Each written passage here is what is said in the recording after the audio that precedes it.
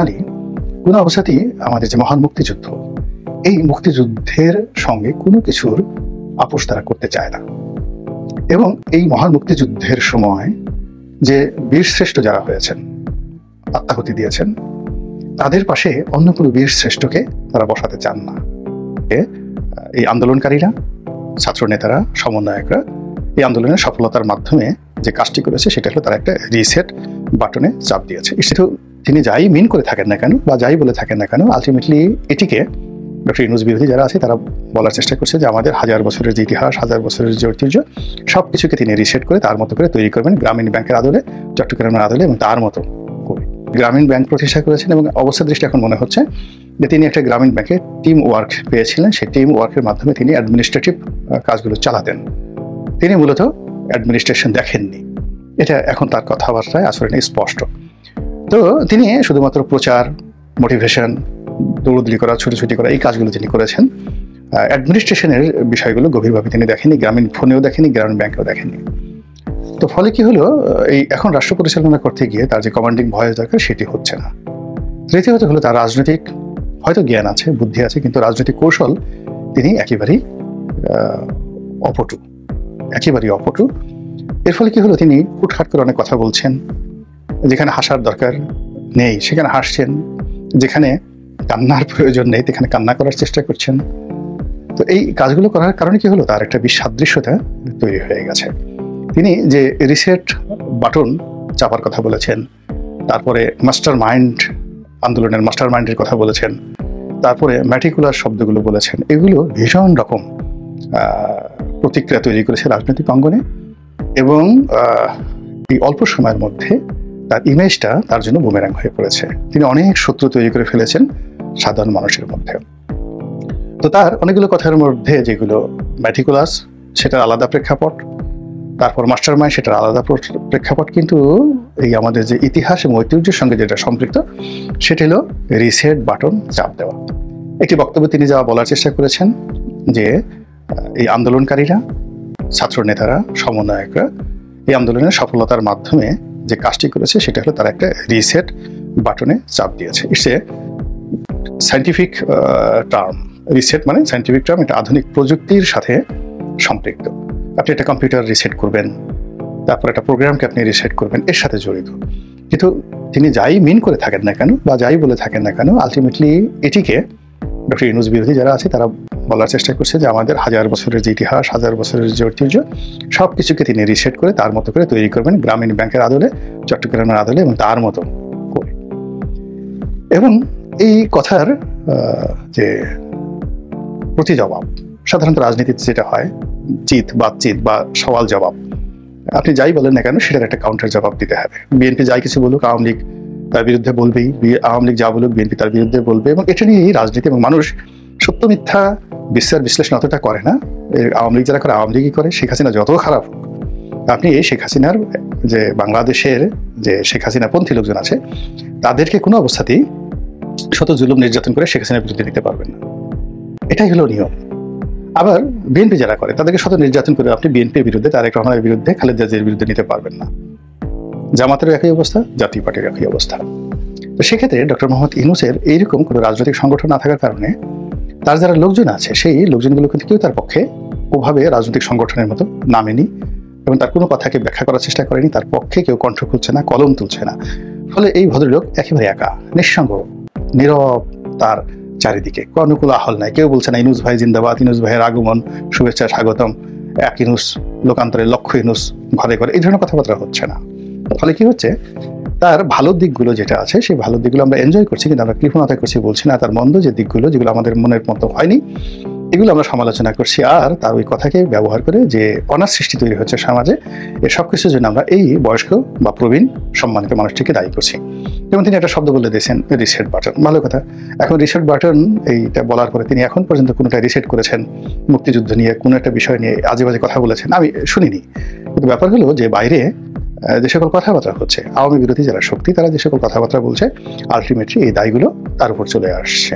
এবং তিনি যে দায়ী নন এই কথাটা বলার জন্য তার অফিসে একজন প্রেস সচিব আছেন, মিস্টার শফিক, অত্যন্ত ভদ্রলোক মানুষ, কিন্তু তারও তো একটা সীমাবদ্ধতা আছে। তিনি তো এরকম গলাবাজি করা কোনো সাংবাদিক কখনোই ছিলেন না। কিংবা গোয়েবলসের মতো এরকম প্রচার করতে পারেন, এরকম তার কোনো দক্ষতা নেই। তিনি ইংরেজিতে টুকটাক খবর পাঠিয়েছেন, মানে তিনি যেহেতু এএফপিতে চাকরি করেছেন, ফ্রান্সের একটা প্রতিষ্ঠান এএফপি অথবা এপি, তো সেখানে তারা বাংলাদেশ থেকে যে নিউজগুলো তার সংবাদদাতারা নেয় ওইগুলোকে এডিট করে তিনি সেগুলো পাঠিয়ে দেন। ইট ওয়াজ অ্যাডমিনিস্ট্রেটিভ পোস্ট।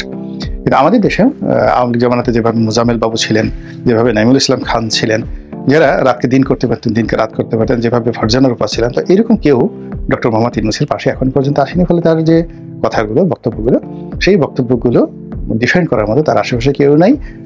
আর অন্যদিকে যেটা হচ্ছে, তার যেখানে একটা বক্তব্যকে পুঁজি করে আওয়ামী বিরোধী যারা শক্তি তারা অনেক কিছু করার চেষ্টা করেছে, এবং তারই ধারাবাহিকতায় 1971 সনের মহান মুক্তিযুদ্ধ নিয়ে খুবই আপত্তিকর, খুবই বাজে অনেকগুলো শব্দ, অনেকগুলো বক্তব্য ইতিমধ্যে আমাদের সমাজে অনেক ছোট মুখে অনেক বড় বড় কথা চলে আসছে, যেটি এই দেশকে অনিশ্চয়তার দিকে নিয়ে যাবে, হানাহানি, মারামারি, কাটাকাটির দিকে নিয়ে যাবে। এমনকি সামাজিক বিশৃঙ্খলা যদি গৃহযুদ্ধের দিকে যায় তাহলে অস্বাভাবিক কিছু নেই। কারণ হলো বাঙালি কোনো অবস্থাতেই আমাদের যে মহান মুক্তিযুদ্ধ, এই মুক্তিযুদ্ধের সঙ্গে কোনো কিছুর আপোষ তারা করতে চায় না। এবং এই মহান মুক্তিযুদ্ধের সময় যে বীরশ্রেষ্ঠ যারা হয়েছেন, আত্মাহুতি দিয়েছেন, তাদের পাশে অন্য কোনো বীরশ্রেষ্ঠকে তারা বসাতে চান না। হয়তো ভিন্ন প্রেক্ষাপট হবে, ভিন্ন নাম হবে, কিন্তু 1971 সনের মহান মুক্তিযুদ্ধের যারা বীরশ্রেষ্ঠ, তাদের চেহারা, তাদের ব্যক্তিত্ব, তাদেরকে নিয়ে গান রচিত হলে, তাদের নাম শুনলে মানুষের মধ্যে যে আবেগ চলে আসে, সেই আবেগের সঙ্গে অন্য কোনো আবেগের তুলনা হয় না। ঠিক সেই জায়গাটাতেই এই মানুষ ইদানিংকালে যারা সমালোচনাকারী তারা এগুলো বলার চেষ্টা করছে। মুক্তিযুদ্ধে 30 লক্ষ শহীদ হয়নি, 2 লক্ষ মা বোনের ইজ্জত হারায়নি, এই সকল কথাবার্তা বলা হচ্ছে। তারপরে জাতির পিতা, কিসের জাতির পিতা? শেখ মুজিবকে, বঙ্গবন্ধুকে, সে তো পালিয়ে গেছে, যান বাঁচাতে পালিয়ে গেছে। শেখ হাসিনাকে, সে তো মুক্তিযুদ্ধের সময় তার স্বামীর সঙ্গে থেকে সেই মুক্তিযুদ্ধের সময় যদি তার যদি অর্জন কিছু থেকে থাকে তাহলে সে প্রেগন্যান্ট হয়েছে, এবং ওই সময় পাকিস্তানিদের তত্ত্বাবধানে সে একটা সন্তান প্রসব করেছে। সমাজের জ্ঞানী গুণী লোকজনগুলো এই সকল কথাবার্তা খুব বাজে এবং বিশ্রীভাবে বলার চেষ্টা করছেন। ফলে কি হলো, আওয়ামী লীগ মুক্তিযুদ্ধ নিয়ে যে বাড়াবাড়ি করেছে, শহীদ প্রেসিডেন্ট জিয়াউর রহমানকে নিয়ে যে কুৎসা করেছে, বেগম জিয়াকে নিয়ে যে সকল অশ্লীল অশ্রাব্য কথাবার্তা বলেছে, তার শতগুণ এখন আওয়ামী লীগের উপর ফিরে আসছে।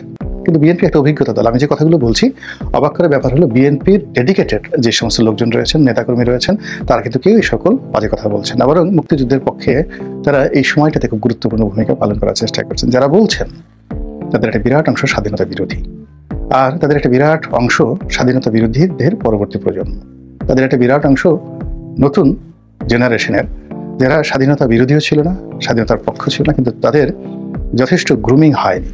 আমাদের সমাজে দেখা গেল যে আমরা যখন 8-9-এ পড়তাম, ঠিক সেই সময়টাতে আমাদের যে জ্ঞান ছিল, গরিমা ছিল, দেশ বিদেশের খবরাখবর ছিল। তারপর আমরা শত বছরের, হাজার বছরের ইতিহাস সম্পর্কে জানতাম 8-9-এ থাকতে। আপনি এখন ক্লাস 9-এর একটা ছেলে মেয়েকে জিজ্ঞেস করেন তো, হু ইজ মার্শাল মার্সোয়ানি, কিংবা জিজ্ঞেস করুন ভিনসেন্ট ভ্যান গগের সম্পর্কে 5 লাইন বলো। 8-9-এর 6-7-এর একটা ছেলে মেয়েকে জিজ্ঞেস করেন। অথচ আমরা অজু পাড়াগায় ছিলাম। সেই অজু পাড়াগায় থাকার পরেও এই নামগুলো, এদের কর্মকাহিনীগুলো, এদের বইগুলো, এদের লেখাগুলো আমরা সেই ছোটবেলায় আমরা হ্যান্স ক্রিস্টিয়ান অ্যান্ডারসনের লেখা আমি পড়েছি ক্লাস 7-এ থাকতে। আমরা এডগার রাইস বারোজের লেখা পড়েছি সেই ক্লাস 6-এ থাকতে, টারজান দ্য অ্যাপম্যান। এটা কল্পনা করা যায় না এই যুগে। আমাদের অজপাড়াগে রবীন্দ্র জয়ন্তী হতো, নজরুল জয়ন্তী হতো, যেখানে মানে কারেন্ট ছিল না, কোনো কিছু ছিল না, হ্যাজাক লাইট জ্বালিয়ে এই রবীন্দ্র জয়ন্তী হতো। ফলে আমাদের সমাজের একটা বিরাট অংশ গ্রুমিং হয়েছিল ইতিহাসে, সাহিত্যের, সংস্কৃতিতে। কিন্তু এখনকার যে ছেলে, এদের কেমন অবস্থা? আমি কয়েকদিন আমাকে আমার এক বন্ধু সচিব, গভর্নমেন্ট সরকারের সচিব, তো বুঝতে পারেন যে ইউনিভার্সিটি একসাথে পড়েছি, পাশাপাশি হলে থেকেছি, এখন সে সরকারের সচিব। তো তার বড় ছেলে আমেরিকার একটা বিশ্ববিদ্যালয়ে পড়াশোনা করে, তো এখন আমরা একই গাড়িতে যাচ্ছি। তো আমি তার সাথে ছেলেটার সঙ্গে যখন কথা বললাম, তখন আমরা আলটিমেটলি 4-5 ঘন্টা আমরা একসাথে ঘুরেছি। এর মধ্যে সেই ছেলেটা আমার বাসায় আসছে, তার বাপ, তার মা, আমরা অনেক আড্ডা মারতেছি, কথাবার্তা জিজ্ঞাসা করছি। তো হঠাৎ অলানে সাইডে জিজ্ঞাসা করলাম যে, বাবা তুমি কি জানো হুই যাই মানে আমি কে? সে বলে যে আমি জানি না। তা আমি বললাম যে আমি যে তোমার বাবার বন্ধু, এটাকে তুমি জানো? কয় না। তুমি কি আমার এই যে আজকে যেখানে এসেছো, তো তুমি কি আমার নামটা কখনো শুনেছো, বা হুই যায় আমার নামটা কি, তোমার আগ্রহ জেগেছে? বলে যে না। আপনি বোঝার চেষ্টা করুন যে বাংলাদেশ থেকে একজন সচিবের ছেলে আমেরিকাতে পাঠানো হয়েছে, সে আমেরিকাতে বিশ্ববিদ্যালয়ে পড়ে। তো সে একটা পরিবারের সঙ্গে 5 ঘন্টা সময় কাটালো, তার মনে একবারও প্রশ্ন জাগেনি তার বাবাকে জিজ্ঞাসা করে, বাবা যেখানে যাচ্ছি তিনি কে, তার নাম কি, তার সঙ্গে সম্পর্ক কি? অথবা 4 ঘন্টা ধরে একজন মানুষের কথা শুনলো, কথাবার্তা শুনলো, একবারও মনে হয়নি this man belongs a name, তার একটা নাম থাকা দরকার। তখন আমি বললাম যে বাবা আমার নাম গোলাম মোল্লা রনি, এই আমার পরিচয়, তোমার বাবার বন্ধু আমি। তো এখন চিন্তা করুন এই যে জেনারেশন, এখন এই জেনারেশনে অনেকে পাকা পাকা কথা বলতেছে, মোবাইল চালাচ্ছে, এখানে ইন্টারনেটে তাস খেলছে, এখানে ইন্টারনেটে বাংলাদেশে বসে ওখানে গেম খেলছে জাপানের এক 80 বছরের বৃদ্ধর সাথে। এটা সাইকোপ্যাথি, এটা এক ধরনের মানসিক রোগ, এটা একটা যন্ত্রণা। আপনি যদি ইভাল নোয়া হারারির কতগুলো বক্তব্য শুনেন, ব্যানানাস ইন হ্যাভেন, তার একটা বিখ্যাত যাকে বলা হয় ভাষণ রয়েছে, এবং নোয়া হারারি এই মুহূর্তে হিব্রু বিশ্ববিদ্যালয়ের অধ্যাপক এবং সারা পৃথিবীর যে কয়েকজন নাম করা জ্ঞানী ব্যক্তি রয়েছেন তার মধ্যে একজন নোয়া হারারি। তার কিছু বক্তব্য দেখলেই বুঝতে পারবেন যে এই সোশ্যাল মিডিয়া এবং ইন্টেলিজেন্স, যে আর্টিফিশিয়াল ইন্টেলিজেন্স আমাদেরকে কি সর্বনাশ করেছে। তো সেই আর্টিফিশিয়াল ইন্টেলিজেন্সের কবলে পড়া একটা জেনারেশন, এখন সেই জেনারেশনকে নিয়ন্ত্রণ করার জন্য যদি এআই সম্পর্কে কোনো ধারণা না থাকে, রাজনীতি সম্পর্কে ধারণা না থাকে, তারা তাদের উপর নেতৃত্বে থাকে, তাহলে যা হবার তাই হচ্ছে এই বাংলায়।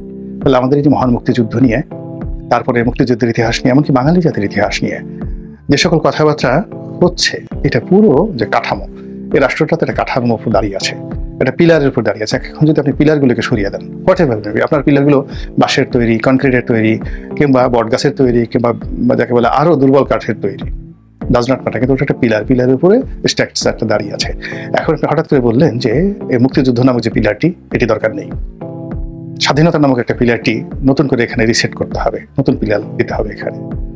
তারপর আমাদের যে ইতিহাস এবং ঐতিহ্য, আর একটা পিলার, সেটাকে পাল্টাতে হবে, রিসেট করতে হবে। তারপর আমাদের যে সংস্কৃতি, যেটাকে আমরা বলা হয় কালচার, সেই সংস্কৃতি, এটা হবে না। আমাদের যে রাজনৈতিক ইতিহাস, এটা একটা পিলার। আমাদের জনগণের আশা এবং আকাঙ্ক্ষা, এটা একটা পিলার। এই সমস্ত পিলারগুলোর উপরই দেখা গেল স্বাধীন সার্বভৌমর মানে গণপ্রজাতন্ত্রী বাংলাদেশ সরকার নামক যে রাষ্ট্রটি, এটি প্রতিষ্ঠিত হচ্ছে। তো সেই পিলারগুলোকে নড়বড়া করে দিচ্ছি, কেটে দিচ্ছি, সরিয়ে দিচ্ছি, আলটিমেটলি কি হচ্ছে, পুরো স্ট্রাকচারটা ধপাস করে পড়ে যাবে। আর পড়ে যাওয়ার পরে কি হবে, এই যে এখন যারা কথাবার্তা বলেছেন তারা অতীতে গুরুত্বপূর্ণ ব্যক্তি ছিলেন না, তাদের পিতামাতা আত্মীয় স্বজন কখনোই গুরুত্বপূর্ণ ব্যক্তি ছিলেন না। আপনি দেখেন এখন অনেকেই খুব বড় বড় কথা বলছেন, কিন্তু রাজনীতি বলেন, রাষ্ট্র পরিচালনা বলেন, এখানে একটা ট্রেডিশন লাগে। রাজার ছেলে রাজা হবে, মন্ত্রীর ছেলে মন্ত্রী হবে, জমিদারের ছেলে জমিদার হবে। রাতারাতি এখানে এসে হুট করে কোনো কিছু করা যায় না, কোনো কিছু করা যায় না। তো শুধু বাংলাদেশে আজ দেখেন কেন ইংল্যান্ড তাদের 800 বছর পুরনো রাজতন্ত্রকে ধরে রেখেছে, কেন 2500 বছরের রাজতন্ত্রকে জাপান ধরে রেখেছে। এই জিনিসগুলো বুঝতে হবে, ইতিহাস ঐতিহ্য। রাতারাতি আপনি ইচ্ছে করলে একটা নতুন কিছু দিয়ে, একটা জেনারেশন দিয়ে 1000 বছরের একটা ট্রেডিশন ঐতিহ্যকে মুছে দিতে পারেন না। ঐতিহ্য এমন একটা জিনিস, প্রথা এমন একটা জিনিস, কাস্টম এমন একটা জিনিস যেটা বিশ্ব আইনে বিধিবদ্ধ, সাংবিধানিক আইনের চাইতেও প্রথা গুরুত্বপূর্ণ। কাজে বাংলাদেশে যে প্রথাগুলো গড়ে উঠেছে বিভিন্ন সময়টিতে, রাতারাতি আপনি প্রথাগুলো নষ্ট করতে পারেন না। এখন সেই জিনিসটি চক্রান্ত চলছে। সমাজে যারা কর্তা ব্যক্তি রয়েছেন, 1000 বছর ধরে বংশ পরম্পরায় যারা বাংলাদেশে এলিট হিসেবে আছেন, তাদের উচিত মুখ খোলা।